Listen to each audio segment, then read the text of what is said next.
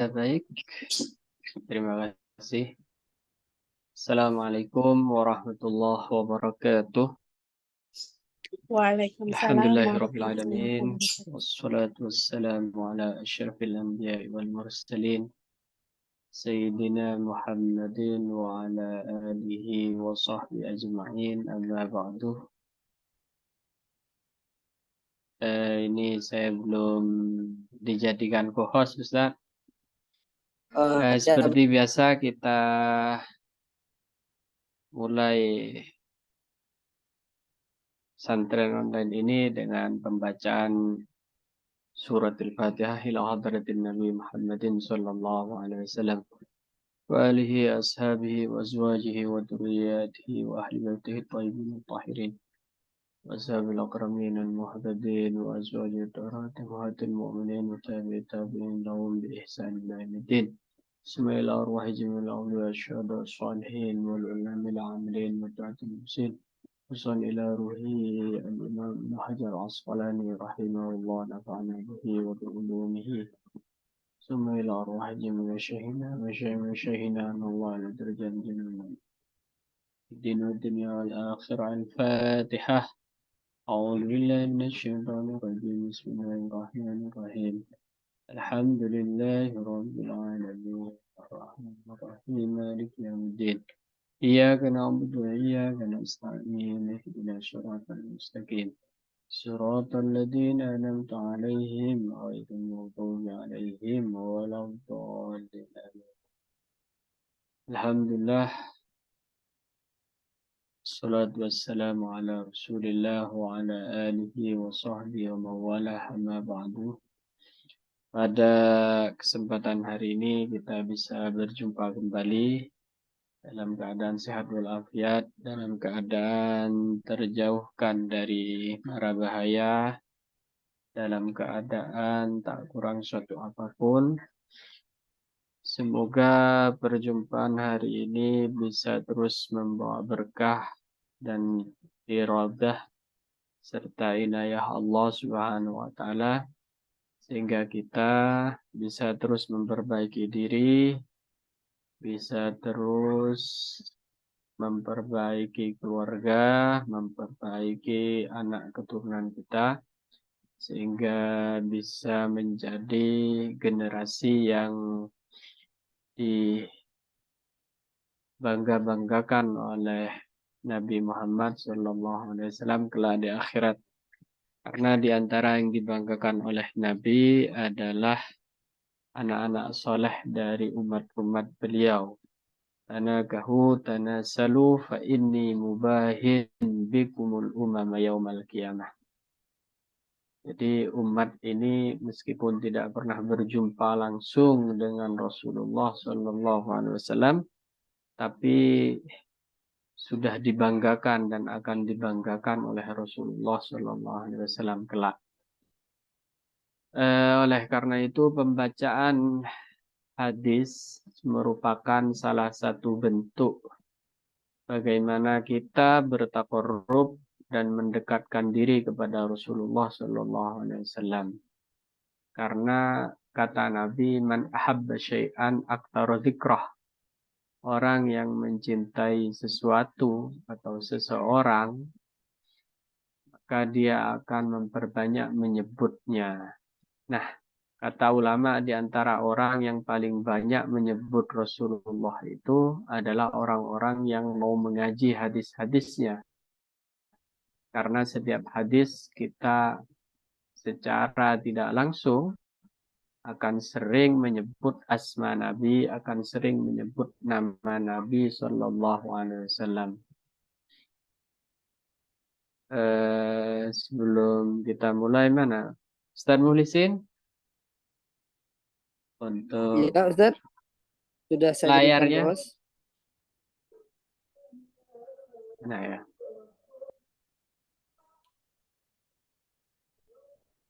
Oh ini. Alif Barin. Pada hari ini kita akan membaca hadis yang ke-40 menurut naskah yang ada di saya.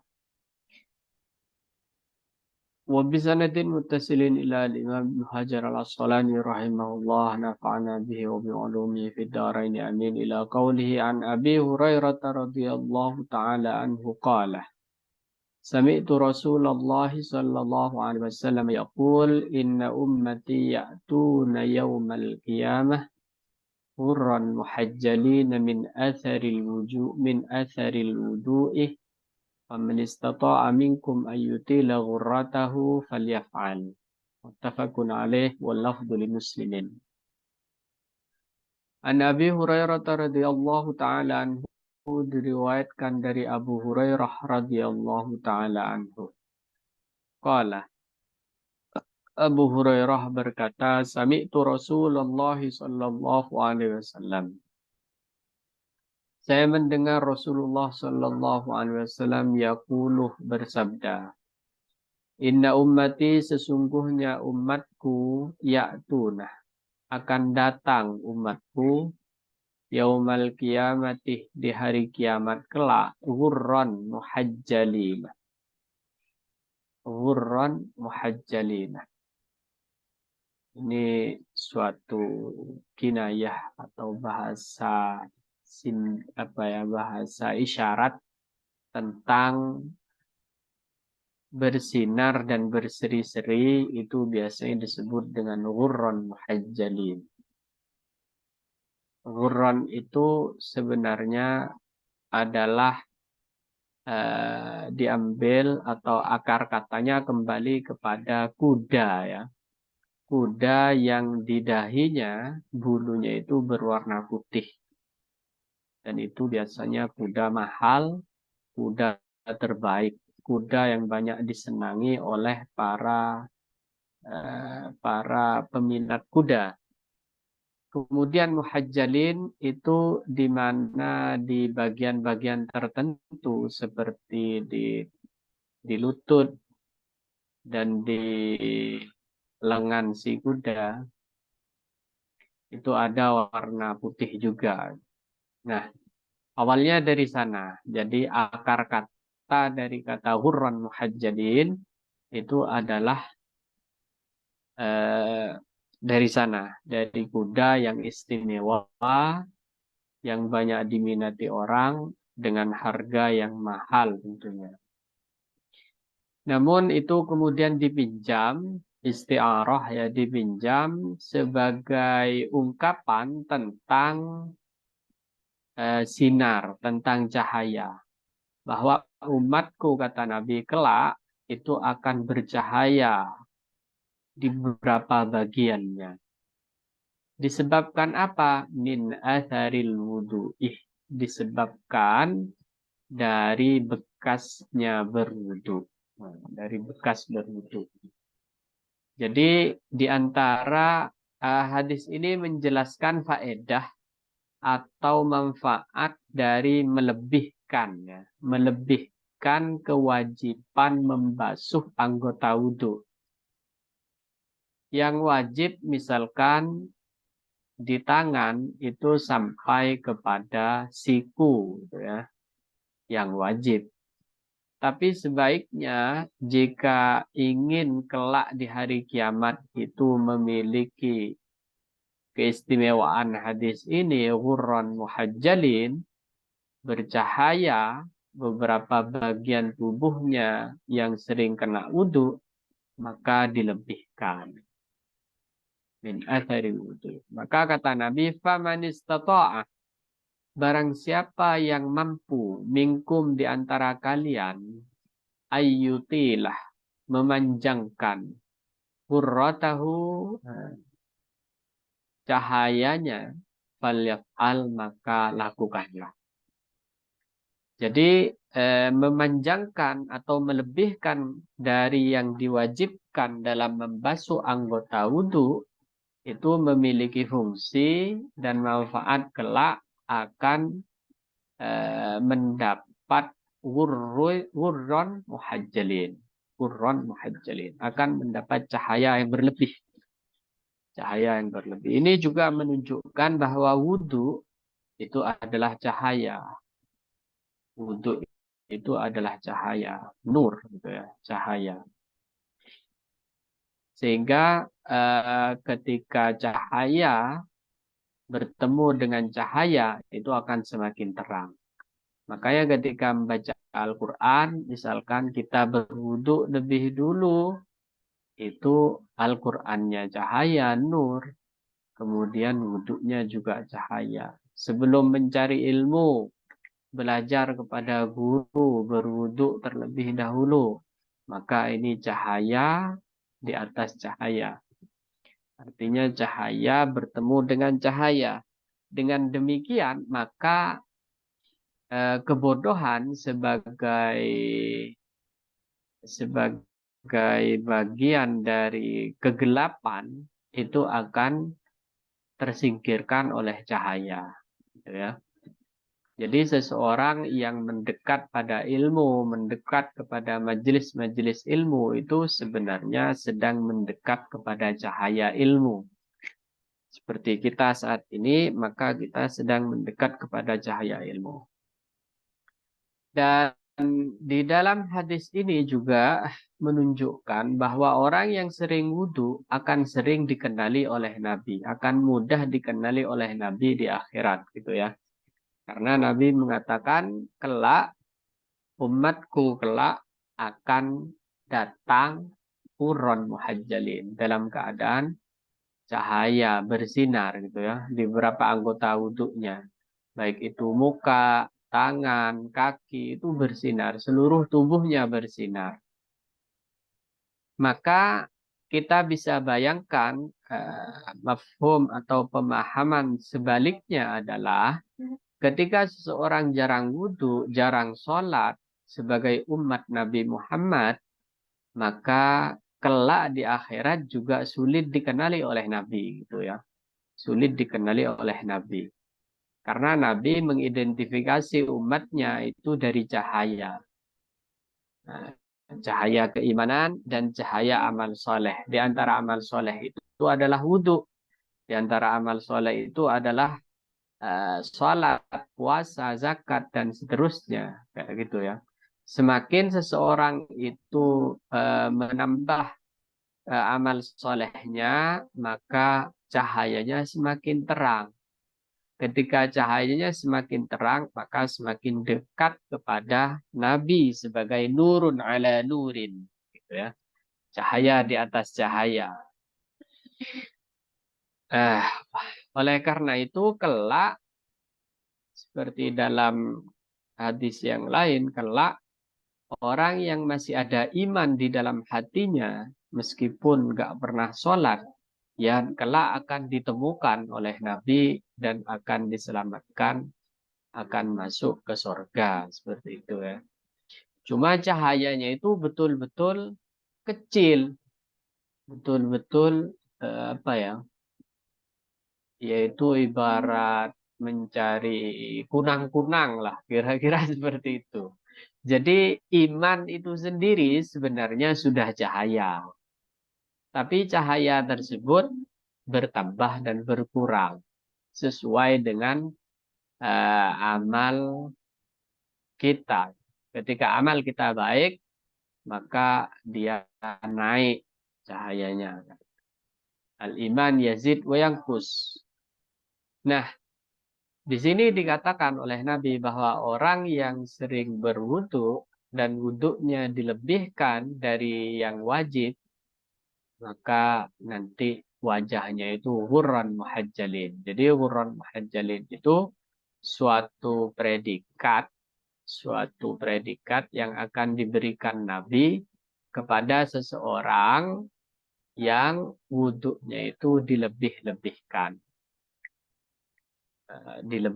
dari yang wajib. Faman istata'a minkum ayyutila wurratahu falyaf'al. Jadi ayyutila wurratahu itu berarti melebihkan, memanjangkan dari yang seharusnya. Yang seharusnya sampai mata kaki, kemudian dilebihkan sampai tengah betis, misalkan seperti itu. Kemudian misalkan yang wajib adalah muka, kemudian dilebihkan sampai ke kedua telinga, misalkan. Kedua telinga bagian luar ya.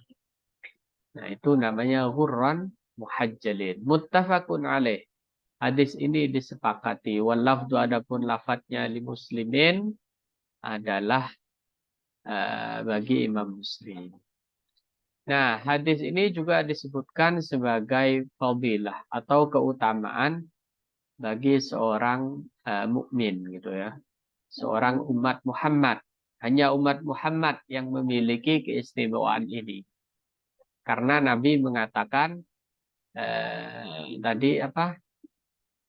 Ummati ya. Inna ummati ya'tuna yaumal qiyamah. Nah, jadi umatku bukan umat Nabi Musa ataupun Nabi Isa.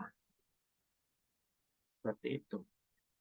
Kita lanjut. Wan Sayyidah Aisyah radhiyallahu taala anha, dan diriwayatkan dari Siti Aisyah radhiyallahu taala anha qalat. Siti Aisyah berkata, kana Rasulullah sallallahu alaihi wasallam. Rasulullah sallallahu alaihi wasallam yu'jibuhu, sangat menyukai. Yu'jibu itu maknanya sangat takjub atau sering, sangat takjub, sangat menyukai at-tayammunuh, memulai dengan yang kanan-kanan. Dalam apa?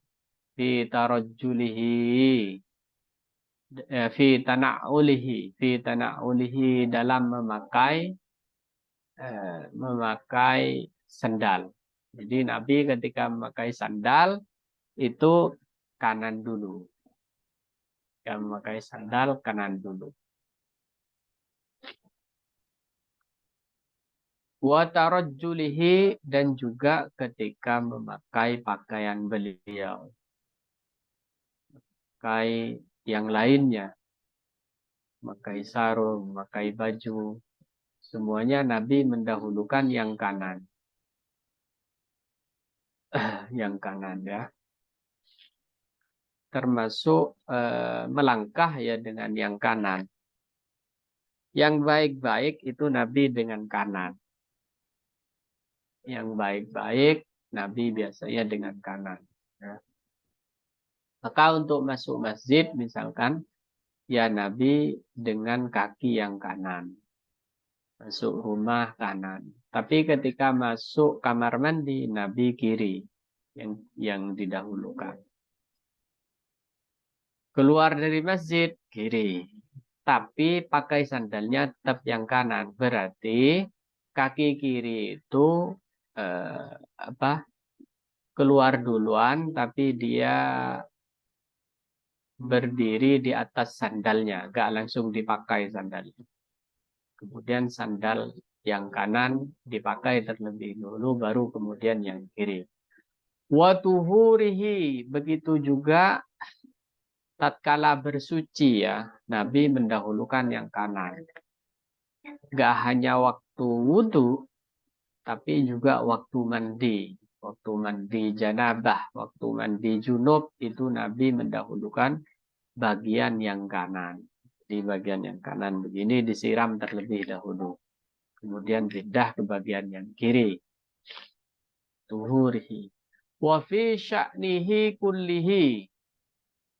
Dan di dalam semua perilakunya. Semua perilaku Nabi didahulukan. Yu'jibuhu tayammun. Nabi itu sangat menyukai kanan. Sangat menyukai kanan. Bahkan ketika memberi minum sahabat-sahabatnya, itu akan mendahulukan yang bagian kanan. Tapi kalau yang bagian yang di kirinya beliau itu orang terhormat seperti Sayyidina Abu Bakar, maka biasanya Nabi minta izin terlebih dahulu. Wahai Abu Bakar, saya akan mendahulukan yang kanan terlebih dahulu ya. Oh iya, monggo. Nah, baru orang yang di kanannya. Itu ya. Jadi mungkin ini ada rahasia tertentu di dalam bagian kanan itu. Yu'jibuhu tayammun fi tana'ulihi wa tarajjulihi wa tuhurihi wa fi sya'nihi kullih. Apakah kemudian kalau ada pertanyaan sebaliknya, apakah kemudian kalau kiri duluan sah apa tidak Ustaz wudhu? Ya tetap sah gitu ya. Tetap sah, cuma makruh seperti itu. apa yang menjadi kebalikan dari sunnah ajaran Rasulullah, maka itu bisa makruh atau haram. Gak pas semuanya kemudian haram gitu ya. Tidak bisa seperti itu. Jadi apa yang menyalahi sunnah tidak lantas semuanya haram. Banyak juga yang makruh, dan ini yang tahu adalah para ulama yang memang memiliki pengalaman dan memiliki keahlian terkait hal tersebut. Jadi Nabi yu'jibuhu tayammum fi tana'ulihi wa tarajjulihi wa tuhurihi wa fi sya'nihi kullihi. Muttafaqun alaih. Sehingga disunahkan mendahulukan yang kanan. Nah, di sini di syarahnya ini disebutkan ada beberapa mustasnayat, beberapa pengecualian yang tidak sunnah kanan, yaitu diantaranya dukhulul khala, masuk kamar mandi atau masuk buang air ya. Alasannya li khissatihi, karena tempat tersebut menjijikkan. Wal khuruju minal masjid, keluar dari masjid. Keluar dari masjid itu juga sunnahnya bukan kanan tapi yang kiri. Itu alasannya karena mulianya masjid. Nah, berarti dia keluar dari tempat yang mulia. Maka di dua tempat ini itu disunahkan yang kiri. Itu ya. Oh, di sini dikatakan tarojul itu adalah ketika menyisir rambut ataupun menyisir janggut, rambut ataupun janggut. Kita lanjut. Wan Abi Hurairah radhiyallahu taala anhu, diriwayatkan dari Sayyidina Abu Hurairah radhiyallahu taala anhu qala. Beliau berkata, qala Rasulullah sallallahu alaihi wasallam. Bersabda Nabi sallallahu alaihi wasallam, idza tawadda'tum, jika kalian wudu, fabda'u, maka mulailah kalian bima yaminikum, dengan kanan kalian. Akhrajahul arba'ah. Hadis ini dikeluarkan oleh imam yang 4. Jadi ini ada kata-kata fabda'u bima yaminikum. Fi'il amr. Fi'il perintah. Mulailah. Nah, perintah itu tidak selalu berkonotasi wajib. Memang al-aslu lil amri al-wujub. Memang asal dari sebuah perintah itu bermakna wajib. Tapi tidak kecuali ada korena, ada indikator yang memalingkan dia dari makna wajib. Nah, siapa yang mengetahui indikator itu? Yang mengetahui adalah ulama. Yang mengetahui adalah ulama-ulama yang memiliki ilmu tentang hal tersebut. Jadi seorang ulama itu untuk mengetahui perintah ini wajib apa sunnah, itu harus belajar ilmu lain lagi yang namanya ilmu usulul fiqh gitu ya, ilmu usulul fiqh. Sehingga nggak serta-merta yang perintah langsung dipahami sebuah kewajiban. Meskipun hadis tersebut sahih, termasuk meskipun ada di dalam Al-Quran. Tidak semua perintah itu berkonotasi wajib. Ada juga perintah yang sunnah, ada juga perintah yang bahkan hanya mubah gitu ya. Hanya mubah. Contohnya, faida qudiyatis salatu fantashiru fil ard.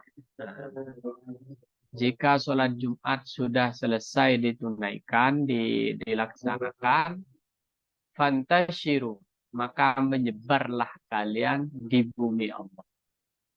menyebarlah itu fi'il amr, menyebarlah itu perintah, gitu ya. Tapi itu perintahnya mubah saja, nggak sunnah, juga tidak wajib, apalagi wajib. Tidak sunnah, apalagi wajib. Nah, jadi tidak semua perintah di dalam hadis, tidak semua perintah di dalam Al-Quran itu bisa dipahami sebagai perintah wajib.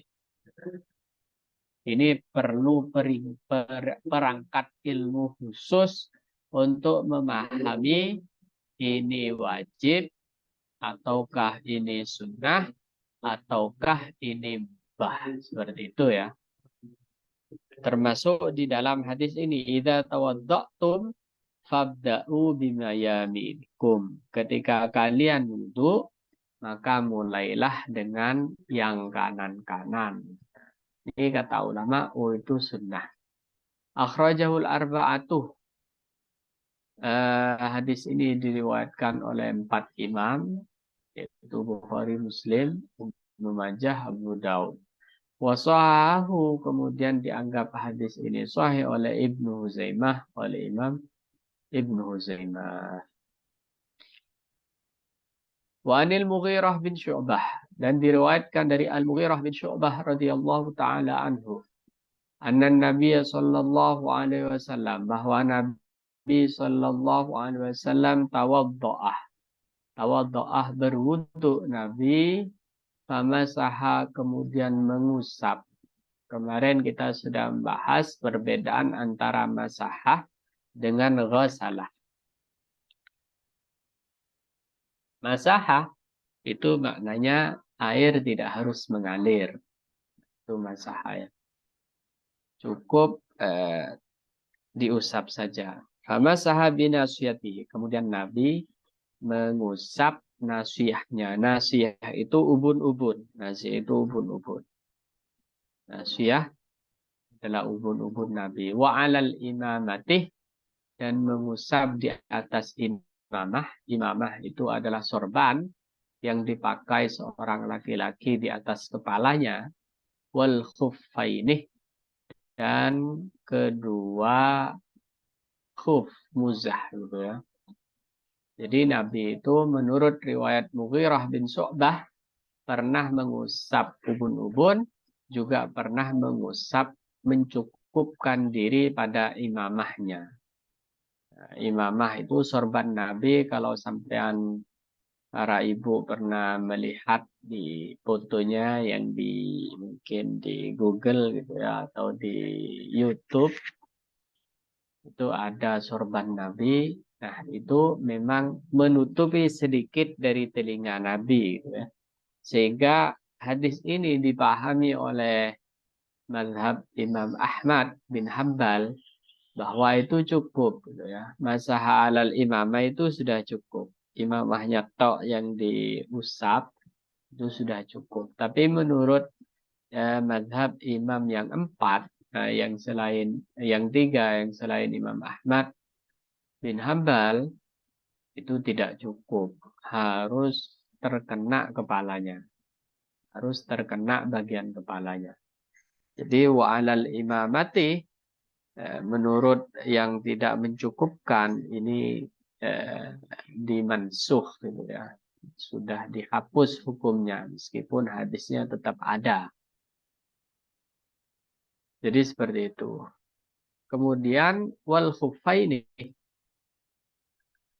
kemudian dua khuf atau dua muzah, mengusap dua muzah. Nabi juga hanya mengusap dua muzah, tidak membuka muzahnya. Nah, seperti yang sudah diterangkan kemarin, bahwa mengusap muzah itu diperbolehkan dengan syarat-syarat yang telah ditentukan oleh para ulama.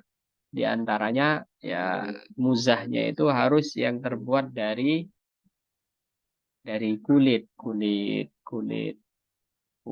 hewan gitu ya, di mana air tidak meresap ke dalam. Sehingga dari pemahaman ini kaos kaki itu tidak masuk dalam kategori khuffaini. tidak masuk dalam kategori khuffaini. Kemudian juga harus di daerah yang memiliki iklim sangat dingin. Bukan iklim yang standar seperti Indonesia. Bukan iklim yang lurus di bawah garis khatulistiwa, di mana musimnya itu musim yang sedang-sedang. Nggak terlalu dingin, juga nggak terlalu panas. Jadi membasuh khuffain, membasuh muzah, itu diperkenankan dan diperbolehkan, disyariatkan apabila ada di suatu daerah yang memang memiliki cuaca dan iklim dingin serta ekstrim gitu ya. Kemudian dipakainya juga harus dalam keadaan suci. Dan ini bisa dipakai atau tidak perlu dilepas selama sehari semalam bagi orang yang tidak bepergian, di rumah saja, dan boleh melebihi dari sehari semalam alias 3 hari terhitung sejak dia memakainya apabila dia sedang dalam perjalanan. Itu beberapa hal terkait dengan khuffain seperti yang telah kita jelaskan di pertemuan-pertemuan yang telah lalu. Akhrajahu Muslimun. Hadis ini dikeluarkan oleh Imam Muslim. Siapa Al-Mughirah bin Syu'bah? Di sini dikatakan Al-Mughirah bin Syu'bah itu salah seorang sahabat Nabi yang pernah hadir di Sulhul Hudaybiyah. Sulhul Hudaybiyah, di perjanjian Hudaybiyah, di mana Nabi berjanji untuk kembali ke kota Mekah setelah di tahun depan. Ya. Jadi Nabi pernah gagal melakukan haji bersama sahabat karena ditolak, diblokade di perbatasan namanya Hudaybiyah. Kemudian di Hudaybiyah itulah melakukan beberapa perjanjian yang dohirnya itu merugikan, tapi sebenarnya ada rahasia yang hanya diketahui oleh Rasulullah dan Allah pada akhirnya. Wa aslama zaman al-Khandaq katanya. Al-Mughirah bin Syu'bah itu masuk Islam di masa perang Khandaq. Perang Khandaq itu adalah perang di mana Nabi membangun parit gitu ya, membangun parit. Perang di mana Nabi membangun parit karena tidak mungkin membangun benteng dalam waktu yang sangat terbatas. Sementara musuh semakin dekat, maka ada usulan dari Salman Al-Farisi, salah satu sahabat yang berasal dari Persia. Katanya orang Persia itu kunna idza ghazawna takhandaqna. Kami kalau perang itu biasanya akan menggali khandak. Gitu. Jadi khandak itu menjadi alternatif bagi militer yang tidak sempat atau tidak mungkin membangun benteng. Dan kita tahu di Perang Dunia I maupun Perang Dunia II mungkin ya, itu kita lihat di film-filmnya mereka juga menggali parit gitu ya, parit pertahanan. Cuma dulu karena perang itu manual gitu ya, pakai senjata tajam bukan pistol ataupun bedil, maka khandak itu dibuat selebar mungkin. Dalam riwayat katanya khandak yang digali oleh Nabi itu seluas 5 meter gitu. Seluas 5 meter, kemudian memanjangnya berapa gitu. Itu untuk menutupi bagian utara kota Madinah yang memang tidak ada gunung. Sementara di belakang kota Madinah itu kan ada bukit atau gunung dua. Hanya hamparan yang terbuka itulah yang kemudian digali khandaknya, digali khandak. Nah, kenapa harus 5 meter? Karena perkiraan kalau 5 meter itu kuda tidak akan sanggup meloncat. Meskipun kudanya mungkin kuda terbaik, nggak sanggup lah kalau 5 meter itu bisa meloncat. Kemudian di bawahnya dikasih semacam yang tajam-tajam. Ya. Itu khandak. Nah, Al-Mughirah bin Syu'bah itu meriwayatkan 126 hadis. Wa kana akilan labiban. Meninggal di kota Kufah.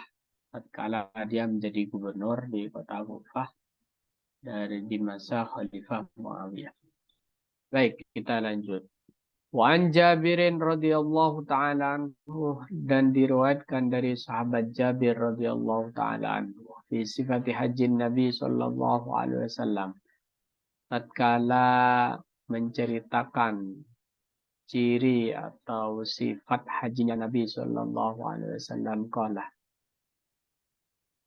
Jabir berkata, Nabi sallallahu alaihi wasallam bersabda, ibda'u, mulailah kalian, bima, dengan sesuatu, bada'ah, yang memulai Allahu, Gusti Allah, bihi, dengan sesuatu tersebut. Jadi mulailah dengan sesuatu yang dimulai oleh Allah. Allah memulai sesuatu dengan apa? Dengan bismillah. Dengan zikir, dengan bismillah. Gitu ya. Maka membaca bismillah sebelum wudu itu menjadi sunnah. Bismillahirrahmanirrahim. Seperti itu. Dalam semua kebaikan itu menjadi sunnah membaca bismillah. Kayak di sini ketika haji pun Nabi bismillahirrahmanirrahim. Mau berangkat bismillahirrahmanirrahim. Mau makan bismillahirrahmanirrahim. Semuanya bismillah. Yang baik-baik ya bismillah. Kecuali yang menjijikkan seperti membuang sampah. Itu makruh membaca bismillah. Gitu ya. Nah, kapan bismillah jadi haram? Bismillah haram ketika mau melakukan sesuatu yang haram. Gitu ya. Seperti mencuri, bismillahirrahmanirrahim, ya haram. Minum khamr, bismillahirrahmanirrahim, haram. Jadi, selain itu, maka bismillah itu ibda'u bima bada'allahu bih. Bismillah itu sunnah. Akhrajahu An-Nasai, hadis ini diriwayatkan oleh Imam An-Nasai hakadha, demikian, bilafdil amrih, dengan lafaz amr. Jadi bahasanya ibda'u. Ibda'u itu fi'il amr. Wa huwa, hadis ini inda muslimin. Ada menurut Imam Muslim bilafdil khabar, tapi dengan lafaz khabar. Lafaz khabar itu bukan lafaz amr, tapi lafaz fi'il mudhari'. Itu ya. Siapa Jabir bin Abdullah? Jabir bin Abdullah itu termasuk sahabat yang terkenal. Jabir bin Abdullah meriwayatkan 1540. Jadi dia termasuk al-muktsirina fil hadis. Orang yang banyak meriwayatkan hadis. Ya. Wa anhu, dan diriwayatkan dari Jabir juga radhiyallahu taala anhu qala. Jabir berkata, kana Nabi sallallahu alaihi wasallam. Nabi sallallahu alaihi wasallam idza tawaddaa, ketika wudu, adarah memutarkan al-ma'ah, airnya, ala mirfaqaihi, atas kedua sikunya. Maksudnya adarah di situ ahatah katanya. Ahatah itu meliputkan. Maksudnya benar-benar meratakan air pada semua bagian anggota tubuh yang anggota wudu, gitu ya. Maka di sini dikatakan ala mirfaqaihi. Kenapa mirfaqaihi? Kenapa siku? Karena siku cenderung ada beberapa orang yang agak cuek gitu ya. sehingga sikunya tidak terkena. Kalau sikunya ini tidak terkena, maka wudhunya tidak sah. Kalau wudhunya tidak sah, maka sholatnya tidak sah. Jadi efeknya ke sana. Maka harus dipastikan seluruh anggota wudhunya terkena air. Sehingga memang sunnah kemudian dipijat gitu ya. Selain airnya menyentuh dan merata kepada bagian-bagian yang diwajibkan, tapi juga disunnahkan memijatnya atau menyentuhnya seperti itu ya. Kenapa harus menyentuhnya? Ya karena tadi supaya merata. Dengan memastikan air wudhunya merata, maka semua ibadah yang bergantung kepada wudhu akan sah dan sempurna. Akhrajahu Ad-Daruqutni. Hadis ini diriwayatkan oleh Imam Ad-Daruqutni bi isnadin dhaifin, dengan sanad yang dhaif.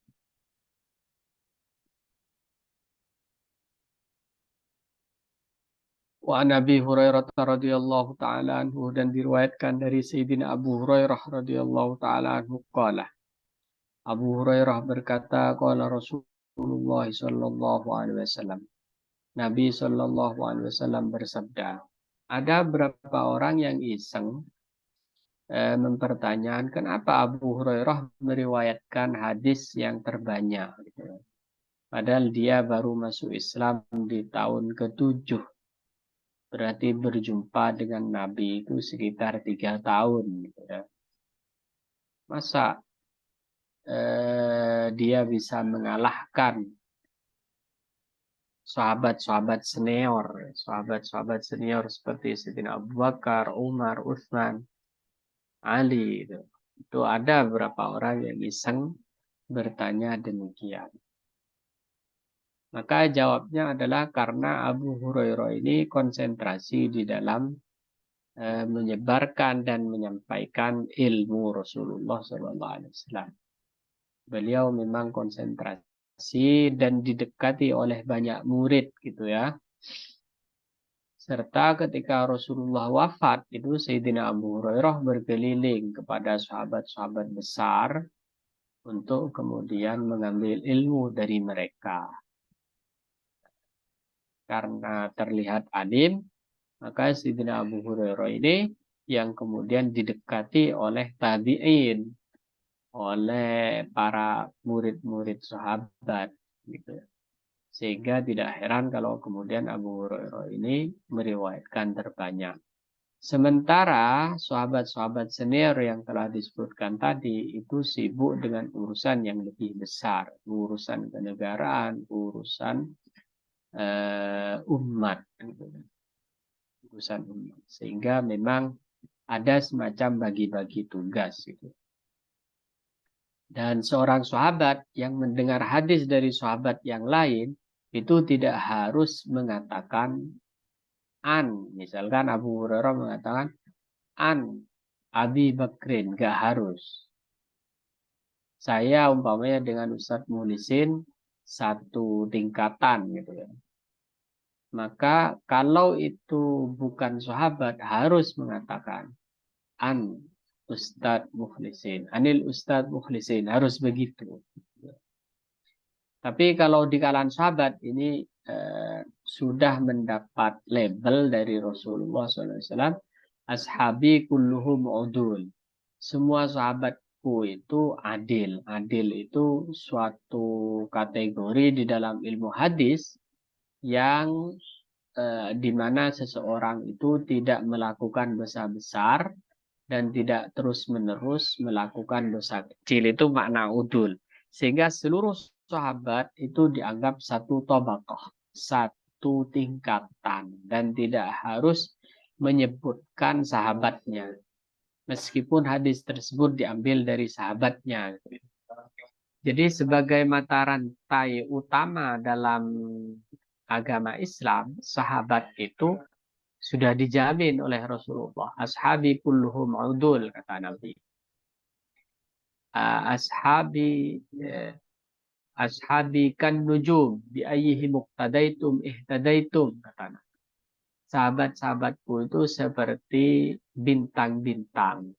Dengan yang mana saja kamu mengambil petunjuk, maka kamu akan mendapatkan petunjuk. Bi'ayyihi muqtadaitum ihtadaitum. Dengan sahabat yang mana saja kamu ikut, maka kamu akan mendapatkan petunjuk. Itu jaminan dari Nabi. Jaminan yang sangat mahal. Jadi sahabat itu memang spesial gitu ya, sebagai mata rantai langsung agama ini. Cuma memang karena kan nujum, karena seperti bintang. Nah bintang itu ada yang sinarnya terang, ada yang sinarnya tidak begitu terang begitu ya. Ada sahabat yang terkenal, ada sahabat yang tidak begitu terkenal, ada sahabat yang alim, ada sahabat yang tidak begitu alim. Dan memang biasanya sahabat yang tidak begitu alim itu ketika didatangi oleh umat Nabi bertanya hukum itu akan dilempar kepada sahabat atau disuruh bertanya kepada sahabat yang lebih alim seperti itu.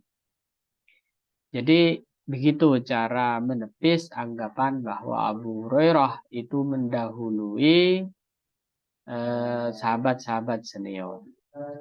Qala Rasulullah sallallahu alaihi wasallam, Nabi sallallahu alaihi wasallam bersabda, la wudu'ah, tidak ada wudu itu sempurna. Nah, di sini bukan la wudu'ah, tidak ada wudu itu sah, tidak. Tapi yang benar ini la wudu'ah kamilun. Tidak ada wudu yang sempurna. Liman bagi seseorang lam yadhkurismallahi alaihi. Bagi seorang yang tidak berzikir atau tidak menyebut asma Allah alaihi atas wudu tersebut. Jadi wudunya tidak sempurna jika tidak membaca bismillah. Jika tidak menyebut nama Allah. Jika tidak menyebut bismillah maka tidak sempurna. Gitu ya. Bukan tidak sah. Tetap sah tapi tidak sempurna. La wudu'ah liman lam yadhkurismallahi alaih. Seperti banyak hadis-hadis seperti ini. Misalkan ada yang mengatakan la salatah li jaril masjid illa fil masjid. Tidak ada sholat bagi tetangga masjid kecuali di masjid. Orang yang rumahnya dekat masjid, maka sebaiknya sholat di masjid. Tapi itu bukan berarti tidak sah sholatnya di rumah. Pokoknya dalam momen tertentu dia tertinggal sholat berjamaah, maka sholatnya itu kemudian di rumah, maka sholat tersebut ya tetap sah. Jadi hadis ini atau hadis serupa dengan ini sangat banyak. Contohnya seperti yang barusan yang saya sebutkan itu. La sholat li jaril masjid illa fil masjid. Tidak ada sholat sempurna, gitu takwilnya ya. Tidak ada sholat sempurna bagi seseorang yang tetanggaan dengan masjid kecuali di masjid. Nah, jangan dimaknai secara ekstrim. Tidak ada sholat yang sah bagi tetangga masjid kecuali di masjid. Berarti nggak sah nanti sholatnya orang yang tidak ke masjid itu. Tidak. Nah, syariat tidak begitu, tidak sekejam itu gitu ya. Karena ada momen-momen tetangga masjid itu ya sibuk gitu ya. Sehingga dia tidak memungkinkan untuk sholat ke masjid. Tapi di akhir zaman ini banyak sekali tetangga masjid itu seperti tuli gitu ya. Tetangga masjid malah nggak pernah ke masjid. Itu ada. Bahkan mungkin ke masjidnya Jumatan saja. Kasihan. Nggak tahu juga caranya untuk diajak ke masjid itu dengan cara seperti apa. Akhrajahu Ahmadu. Hadis ini dikeluarkan oleh Imam Ahmad, wa Abu Dawud dan Imam Abu Dawud, wa Ibnu Majah dan Imam Ibnu Majah bi isnadin dhaifin dengan sanad yang dhaif. Walid Tirmidzi dan Imam At-Tirmidzi memiliki riwayat serupa an Sa'id bin Zaid wa Abi Sa'id. Tapi riwayatnya bukan dari Abu Hurairah, tapi dari Sa'id bin Zaid dan Abi Sa'id nahwuhu, yang sama hadisnya. La wudu aliman lam yadhkur ismallahi alaih. Wa qala Ahmadu, dan berkata Imam Ahmad, la yathbut fihi syai'un. Hadis itu tidak ada yang pasti atau tidak ada yang sahih terkait hadis ini. La wudu aliman lam yadhkur ismallahi alaih. Nah, hadis dhaif itu boleh diamalkan terkait dengan fadhailul amal jika berkaitan dengan keutamaan-keutamaan amal. Keutamaan-keutamaan amal. Ya, seperti ini kan keutamaan. Gak ada hubungannya dengan hukum. Gak ada hubungannya dengan akidah. Ini hanya soal keutamaan. Bahwa utamanya orang wudhu itu ya baca bismillah. Nah, lantas zikir atau membaca doa atau apapun itu menjadi tidak sunnah tatkala ibu-ibu ada di dalam jedingnya. Ada di dalam iya, lokasinya itu ada di dalam jeding yang itu tempat membuang kotoran gitu ya. Itu tidak sunnah. Kalaupun mau baca ya di dalam hati saja. Jadi ini berlaku jika di luar jeding gitu ya. Umpamanya di tempat wudhu kayak gitu. Bukan di dalam jeding. Kalau di dalam jeding itu zikir itu tidak sunnah. Bahkan jika kebetulan kebawa Quran ataupun kitab-kitab zikir, buku-buku zikir itu harus dikeluarkan dari jeding. Jadi sunnahnya itu apabila bukan di tempat yang terhormat. Kemudian di sini ada tambahan hadis ya, man dzakarallah fi awwali wudu'ihi tahura jasad. Jadi barang siapa yang berzikir kepada Allah di awal wuduknya, maka akan suci jasadnya. Wa idza lam yadhkur ismallahi lam yadhkur minhu illa mawadi'ul wudu.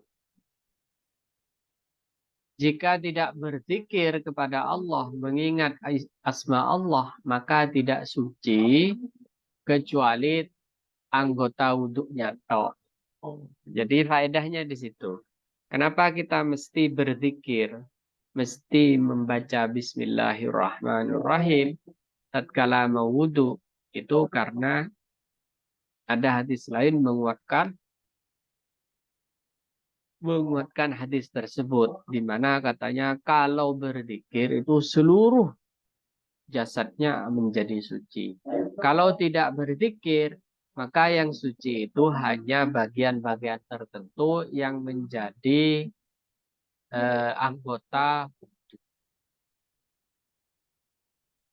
Wa an Talhah bin Musrif an abihi an jaddih, diriwayatkan dari Talhah bin Musrif, an abihi dari ayahnya, an jaddihi dari kakeknya, radhiyallahu taala anhu qala, dia berkata, ra'aitu Rasulullah sallallahu alaihi wasallam, saya melihat Rasul sallallahu alaihi wasallam, yafsilu itu memisah bainal matmadhati wal istinsyaqi, bainal matmadhati antara berkumur, wal istinsyaqih dan menghirup air dari hidung. Nah, hadis ini menunjukkan bahwa berkumur dan menghirup air ke hidung, istinsyak dan istinsar, mengeluarkan air dari hidung, itu Nabi memakai air yang berbeda. Nah, terkait dengan hadis ini ada dua riwayat memang ya. Ada dua riwayat. Ada yang mengatakan Nabi mengambil sekali air, satu kali langsung, kemudian dibuat untuk berkumur sekaligus juga ke hidung. Tapi di hadis yang lain seperti hadis ini mengatakan tidak. Beliau berkumur khusus, air khusus, kemudian istinsyaq atau memasukkan air ke hidung itu juga memakai air khusus. Akhrajahu Abu Daud.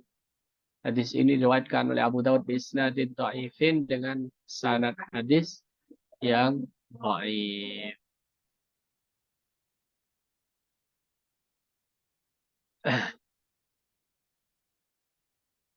An Ali radhiyallahu taala anhu diriwayatkan dari Sayyidina Ali radhiyallahu taala anhu fi sifatil wudu'ih dalam menerangkan sifat wudu'nya Nabi. Tsumma tamat madah. Kata Sayyidina Ali, tsumma tamat madah. Kemudian Rasulullah berkumur, wastansarah dan mengeluarkan air dari hidung salatan 3 kali. Yumatmit dalam keadaan berkumur, wayan suruh dan mengeluarkan air. Sepertinya kita cukupkan. Kita lanjut di hadis selanjutnya. Mudah-mudahan apa yang kita baca barusan bisa memberi kita curahan ilmu beberapa hal terkait dengan sunnah-sunnah wudhu. Di antaranya adalah berzikir, sunnah wudhu di antaranya adalah mendahulukan yang kanan, sunnah wudhu di antaranya adalah melebihkan dari yang wajib. Itu beberapa hal yang bisa kita sampaikan. Selanjutnya kita akan mendiskusikan terkait hadis-hadis yang telah kita baca pada kesempatan hari ini. Silahkan, mungkin ada yang perlu ditanyakan. Monggo silakan. Ibu-ibu sekalian dan bapak-bapak. Ada Bapak Amirul Mukminin, insyaallah. Ahlan, ibu-ibu, ada yang ingin ditanyakan, yang didiskusikan? Tadi lumayan banyak ya, beberapa materi luar biasa. Ini kayaknya nggak ada nih, Ustaz. Ini nggak ada yang nyala.